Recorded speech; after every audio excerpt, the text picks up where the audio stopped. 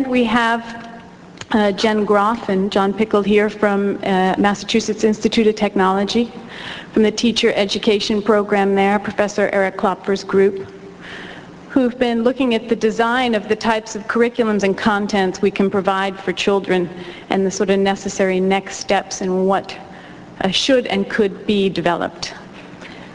Jen, would you like to join us? Thanks.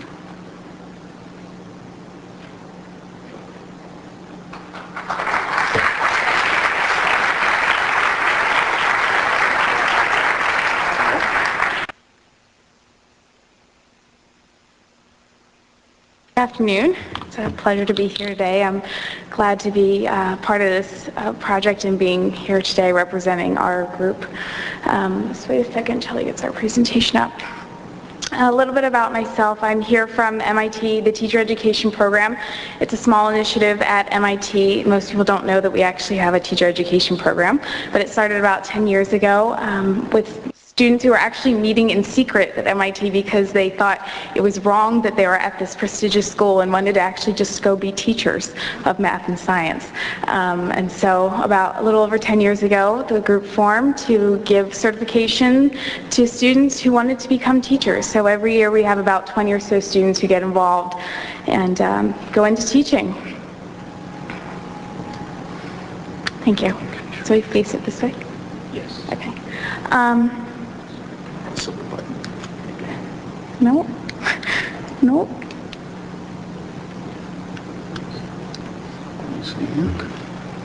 I have to face it back.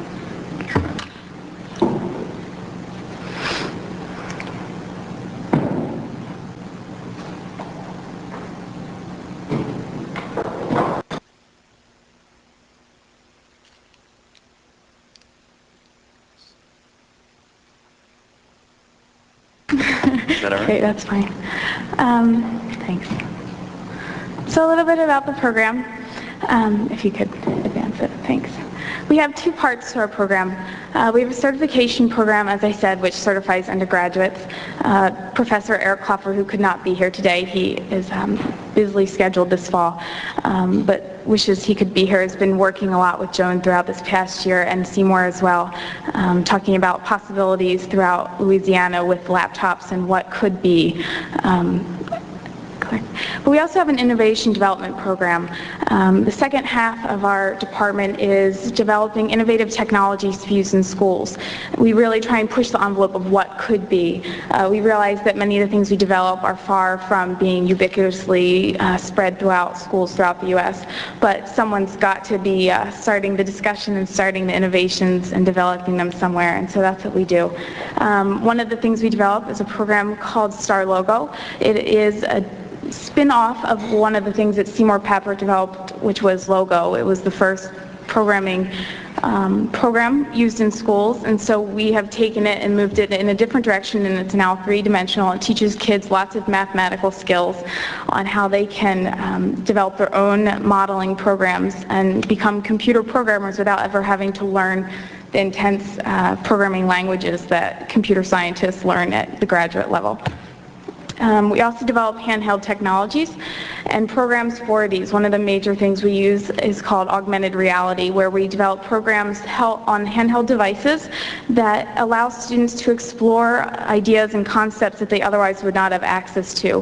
One example of this is called Outbreak at MIT, and we simulate a disease outbreak on the campus. Obviously, that's not something that students would otherwise have the opportunity to have access to or be a part of, but we simulate it and we augment their reality. So they're provided with data and information regarding an outbreak of a disease virus, and they have to collect the data, analyze it, and make decisions about how to contain this disease outbreak, and make decisions as though they were public leaders, city officials, and things like that. So this is some pictures of students using it. And so you can see there the technologies that we use in schools, and that's part of my role, is using this with the classrooms and collecting research data to see if it's effective. Okay, next slide. Thanks. So one of the things I want to talk to you about today is some of the innovative work that we're doing there. And one of the pieces that we work on is pedagogical innovation. Pedagogy is really just an education-ease term for teaching learning methodology. What's effective, what works in schools. John Couch talked a lot about what schools look like, and I hate to report, and I'm sad to report, that they probably in general don't look all that different than they did when you were in school, generally speaking. A lot of the policies and the way schools operate today have not shifted very much over the last several decades. And so one of the things that we're working on at MIT is innovations in pedagogy. Giving schools this technology is incredibly powerful and very much what is needed today. But as a good teacher of mine once said, an internet lesson can be a powerful lesson or it can be a huge waste of time. And so the technology is incredibly powerful, but without the right pedagogies behind it, it can be a huge waste of time. So one of the things we're talking about at the lab, that's fine, is a pedagogical alignment model. And one of the challenges in education and getting change to occur is making a bridge between research and practice. There's an extensive field of education research. It's one of the things I'm very proud of in my field, is that we take research very seriously and looking at ways to improve education and to find those best practices for schools. But the problem is getting that knowledge into actual practice and getting schools to change, which are usually known for their inertia in making changes in practice and teaching and learning. So we look at research and we scour the research for what are the best practices. We think that the knowledge is so extensive that it's out there. We know what effective and profound learning can look like. We have the knowledge in the research. And then we also look at innovation. What's cutting edge? What's possible? Just sitting and listening to John Couch's speech is so inspiring to see what schools are doing and the innovative ideas that they're using for teaching and learning every day. Every day kids show me new things I would never have thought of to do as a teacher or as a student. And the technology that is growing and expanding every day is affording kids this opportunity to be innovators themselves. So we also look at that piece.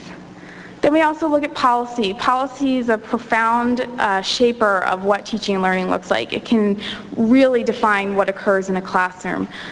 So we need to examine what policies are going to support the best practices and what are going to inhibit it. And the last piece is practice. Any educator will tell you, that sounds great, come do it in my classroom, let me know how it works. Actually doing these things in a classroom can often be a totally different ballgame.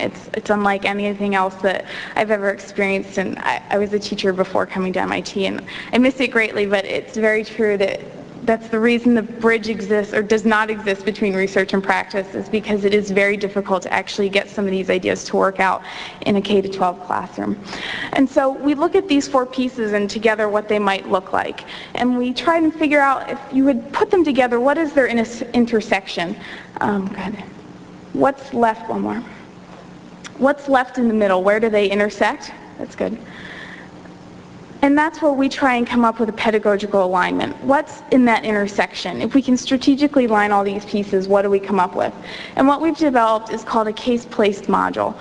Throughout the year, Seymour and Eric and others who have been collaborating on this initiative have been talking about this idea of case-placed models.